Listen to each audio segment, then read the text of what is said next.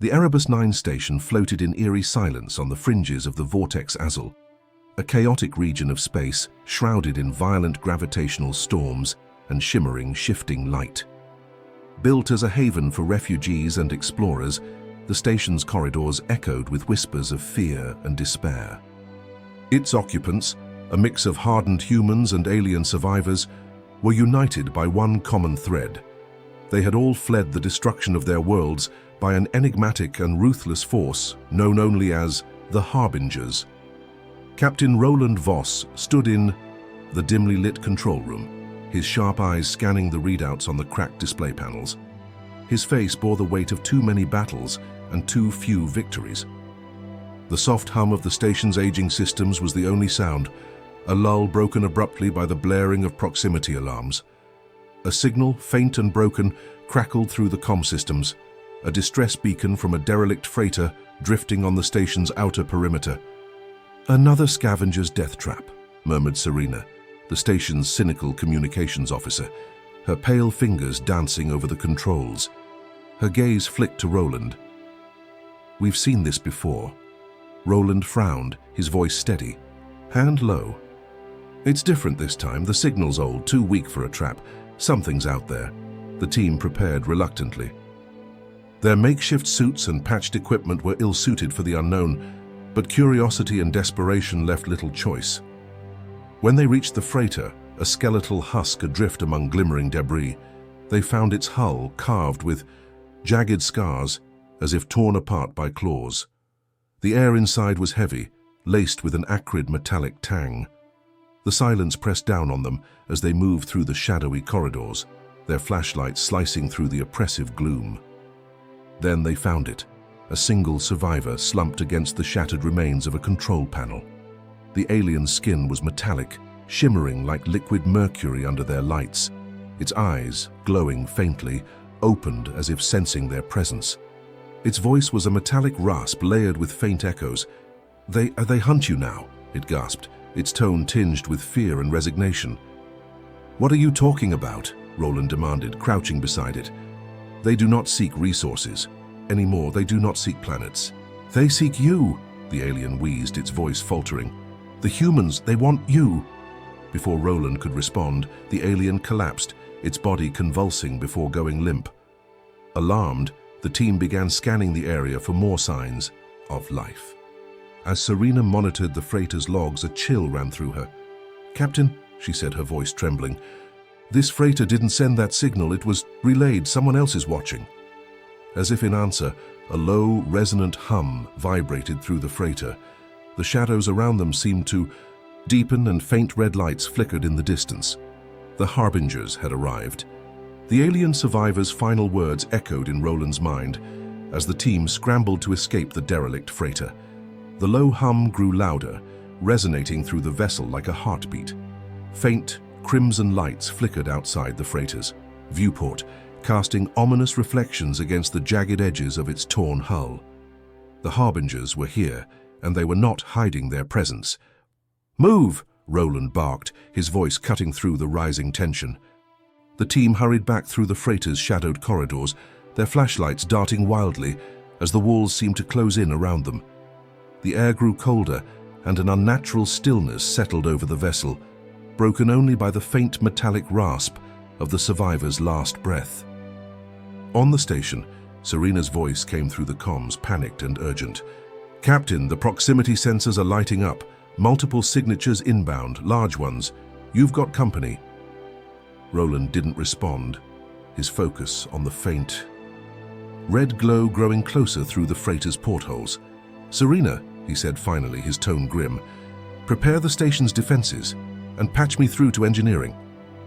The Erebus 9 station, long past its prime, was never meant for war. Its automated turrets were sluggish, its shields a patchwork of outdated tech.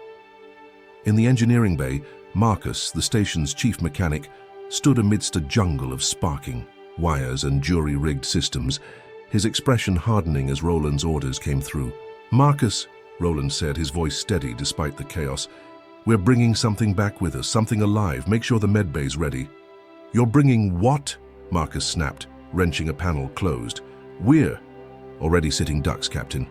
What makes you think adding more to the mix is a good idea? Roland didn't answer.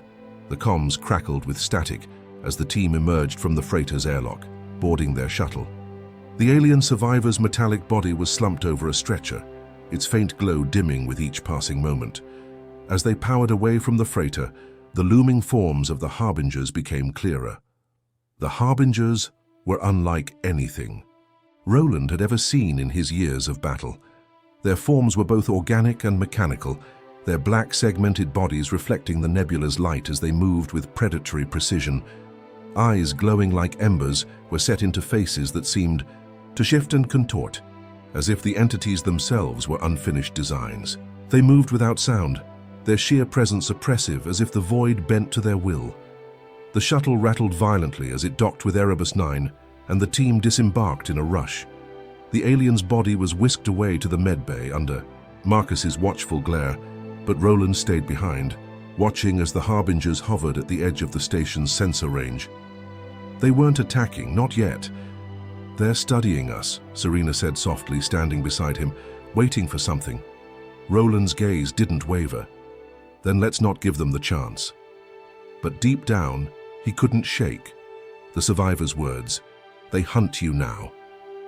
Something had shifted, something far beyond the simple war for resources that humanity had come to understand. And for the first time in years, Roland felt the cold grip of fear. Far across the dark expanse, a faint signal pulsed from the freighter, one they hadn't sent. On the station's sensors, new red dots began to appear, converging. The Carrefour Unharbingers weren't here to observe.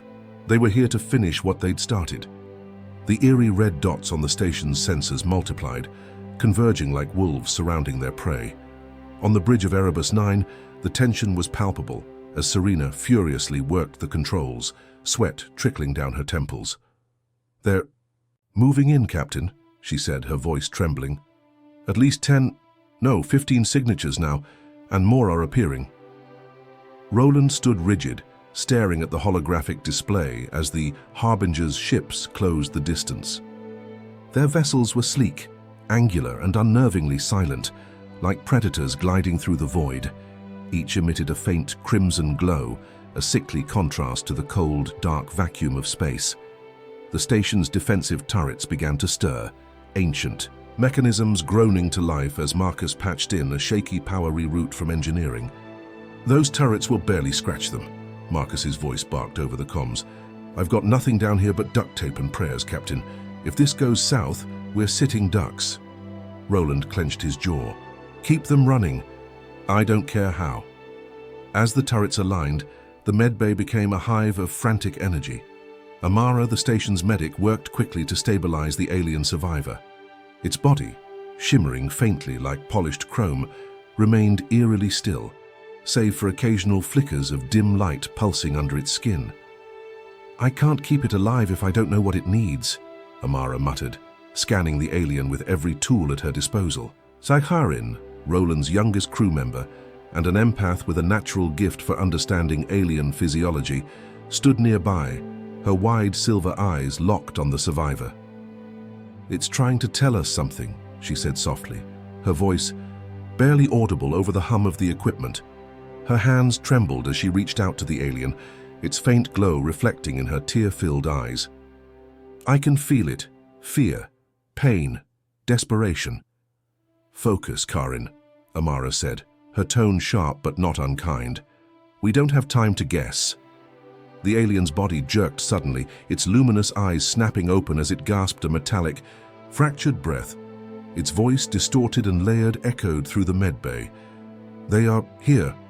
The lights across Erebus 9 flickered, plunging the station into a brief but disorienting darkness. On the bridge, Roland's eyes darted to Serena. "What's happening?" "They're jamming us," she replied, her hands flying over the controls. "Communications are down. Sensors are flickering. We're flying blind." The first impact came like a thunderclap. The station groaned under the force of a Harbinger ship ramming into one of the external turrets, ripping it from its mount. Sparks and debris spiraled into the void as alarms blared across Erebus 9. The Harbingers were no longer waiting, they were attacking. In the corridors, the crew scrambled to defend their home. Makeshift weapons, plasma cutters, welding torches, and blunt instruments scavenged from the station's workshop were handed out as Marcus took charge of fortifying the engine room.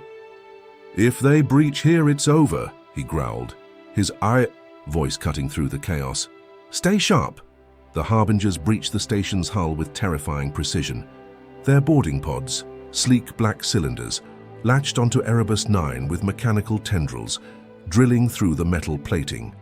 From the pods emerged the invaders, biomechanical entities with elongated limbs and segmented exoskeletons that shimmered like oil under the station's flickering lights.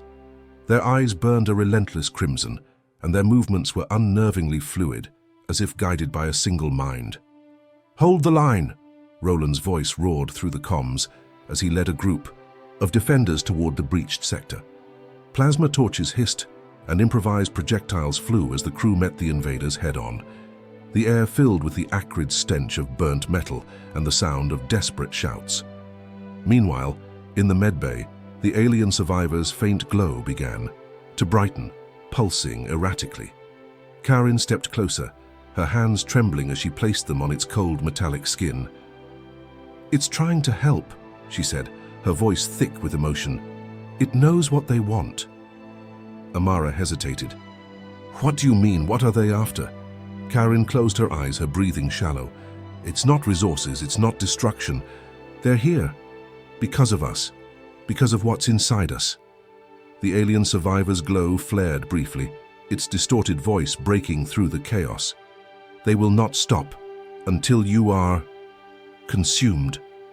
On the bridge, Serena's trembling. Fingers tightened on the controls as a new alarm blared. "Captain, more incoming. We're outnumbered 10-1. Roland's face hardened as he drew his weapon. "Then we fight. If they want to hunt us, let's show them what it means to be prey that bites back." The Harbingers pressed their assault, their relentless advance tearing through the station's defenses. Each impact shook Erebus 9 to its core, sending shudders through the walls and forcing sparks to rain down from exposed conduits. The air was thick with tension, the metallic tang of ozone mingling with the acrid smell of overheating machinery. Roland stood amidst the chaos on the bridge, his jaw clenched as he studied the flickering tactical display. Red dots swarmed the station, too many to count. "They're everywhere," Serena shouted, her voice strained as she tried to reroute power to the remaining turrets. "We're not going to hold them off much longer." "We'll hold as long as we have to," Roland barked. "No one's giving up, not now." Down in the medbay, Karin sat beside the alien survivor whose glow had grown erratic. Its breathing was shallow, metallic gasps echoing in the sterile room. Karin's silver eyes shimmered with tears as she grasped the alien's hand. "Please," she whispered, her voice trembling. "We need to know what they want. Why us?" The alien's luminous eyes flickered open, dim but resolute. Its voice emerged, layered with static and sorrow. "The humans, your neural energy. It resonates, it's with a frequency. Unique. They discovered a way to harvest it, to weaponize it." Amara, who had been frantically scanning the survivors' vital signs, froze. "They're hunting us because we're fuel?" Karin shook her head. "No, it's more than that." She looked at the alien, her voice soft but insistent. "What aren't you telling us?" The alien hesitated, then spoke again, each word deliberate and heavy. "Long ago they harvested my people, the Vinari. We resisted, but it was too late. They adapted, learned to consume life itself, and now they evolve with every new prey." The room fell silent as the weight of the revelation settled. Amara's voice broke the stillness, low and grim. "If they're evolving with every species they consume, how do we stop them?" The alien turned its gaze to Karin, its dim glow pulsing weakly. "Aetherius, in the cradle of their creation. You must go. There." The name hung in the air like an unspoken curse. Roland's voice crackled over the comms. "Karin, what's going on down there?" She pressed a hand to her comm unit, her voice steady despite the turmoil. "The alien says there's a planet Aetherius. It's where the Harbingers were created." Roland's tone hardened. "Created? You're saying they weren't always this?" Karin hesitated. They were machines once, Captain. Machines, meant to harness neural energy for their creators, but something went wrong. On the bridge, Roland exchanged a grim look with Serena. "Marcus, I need an answer," he barked into the comms. "How long can we keep this station in one piece?" Marcus's voice was thick with frustration. 5 minutes if we're lucky, Captain. The main reactor's already running on fumes." Roland made his decision. "Serena, plot a course to Etheris. We're leaving." "Etheris?" Serena turned disbelief etched across her face. "Captain, we don't even know if it's real." Roland's voice was firm. "If it's not, we're dead anyway. It's our only shot." The journey to Etheris was fraught with peril. The Harbingers pursued relentlessly, their ships darting through the nebula like sharks, closing in for the kill. Erebus 9's defenses held just long enough for the crew to abandon the station and make the jump to FTL, leaving the station's shattered remains behind.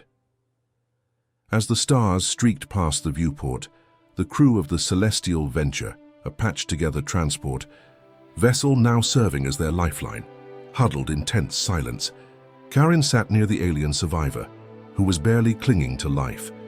Its faint glow illuminated her pale face as she whispered softly to it, "We're going to stop them. We have to." Amara approached Roland on the bridge, her expression grave. "If Etheris is real, it's a gamble. We don't know what we'll find there or if it can even help us." Roland nodded, his gaze fixed on the streaking stars. "A gamble's better than waiting to be picked off one by one." In the distance, the faint image of a planet began to materialize on the ship's sensors. Etheris. Its dark surface shimmered faintly, covered in crystalline structures that pulsed with an unnatural light. The atmosphere crackled with electrical storms, and the crew could feel the weight of something ancient, watching. "Welcome to hell," Serena muttered as the planet loomed closer. But the air on the bridge grew, colder as Karin's voice broke through the tension, trembling with a mix of fear and awe. "They're already here." The planet Etheris loomed ahead, a shadowed mass shrouded in storms of crackling blue lightning. Its surface was a stark, alien landscape, vast fields of crystalline spires shimmering faintly under the static-charged atmosphere. Each spire pulsed rhythmically, their light synchronized like the beat of a massive, slumbering heart. The air inside the Celestial Venture felt heavy, almost oppressive, as if the planet itself was reaching out to them. On the bridge, Serena's fingers flew over the controls, her voice tense. "Captain, the readings are off the charts. The entire planet's surface is emitting energy at levels I've never seen." "It's alive," Karin whispered, from her seat. Her silver eyes were wide, reflecting the pulsing light of the spires on the view screen. "I can feel it like it's aware." Roland's jaw tightened. "Serena, take us down. Marcus, get the landing gear ready. We're not leaving until we find what we need." The Celestial Venture descended through the turbulent atmosphere, buffeted by waves of electrical interference. The ship shuddered violently, its hull groaning under the strain. Finally, they broke through the storm clouds, landing on a flat expanse near a towering crystalline spire that dwarfed anything they had seen before. The crew disembarked cautiously, their boots crunching against the glass-like ground. The air was thin and cold, carrying a faint hum that vibrated through their bodies. The spire nearest them pulsed brighter as they approached, its light casting strange, shifting shadows across the landscape. "What is this place?" Marcus muttered, his voice barely audible over the hum. "It's where they began," Karin said, her voice distant. She placed a hand on the spire, her fingers trembling as the light beneath the surface seemed to respond, flowing toward her touch. Before anyone could react, the crystalline ground beneath them shifted, glowing lines of energy radiating outward. From the spire, a low resonant voice echoed around them, deep and alien, as if the planet itself were speaking. "You awaken what was forgotten." The crew froze as the ground cracked and split, revealing a hidden chamber beneath the spire. Roland drew his weapon, motioning for the others to follow as they descended into the depths. The chamber was vast, its walls lined with rows of dormant machines, their forms eerily similar to the Harbingers. At the center stood a massive structure pulsating with energy, a core that seemed alive, its surface covered in ancient runes that glowed faintly. Karin approached the core, her steps hesitant. This is where they were created. The alien survivor, carried by Marcus, stirred weakly.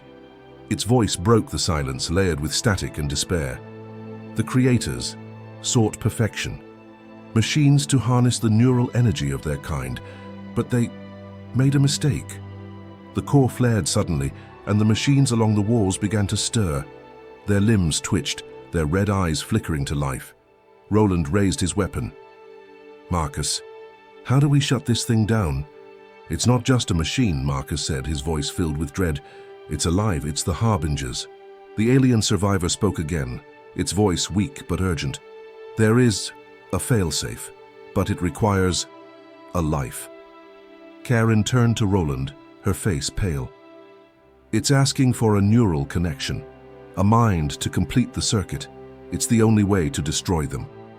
Roland's face hardened, his jaw tightening as the machines began to activate fully, stepping down from the walls with a synchronized, menacing precision. "If we don't, they'll keep hunting. Not just us, everyone." "No," Karin said, stepping forward. "It has to be me." Marcus grabbed her arm. "Don't even think about it, kid. You're not doing this." Karin shook her head, tears streaming down her face. "I can feel them, Marcus. I've always felt them. It's why I'm here, why I survived when my colony didn't." Roland stepped forward, his voice firm. "If anyone's doing this, it's me." Before either of them could act, the alien survivor raised its trembling hand, placing it against the core. The glow intensified, and the machines faltered, their movements jerking erratically. The alien's voice filled the chamber, steady and resolute. "This is our burden, your kind that must survive." A brilliant burst of light erupted from the core, blinding the crew. The machines froze, their red eyes dimming as they collapsed. One by one, the chamber trembled and the pulsing energy began to dissipate. When the light faded, the core was dark, and the alien survivor was gone. The crew stood in stunned silence, the weight of the sacrifice sinking in. Roland placed a hand on Karin's shoulder, his voice quiet but firm. "We're still here, thanks to them." As they climbed back to the surface, the crystalline spires of Etheris began to dim, their light fading into darkness. The celestial venture lifted off, leaving the planet behind. Through the viewport, Karin watched as Etheris disappeared into the storm clouds, her faint glow returning as a quiet promise of hope. In the depths of space, the void felt a little less oppressive. For now, the hunt was over, but the galaxy would never forget the price paid to end it.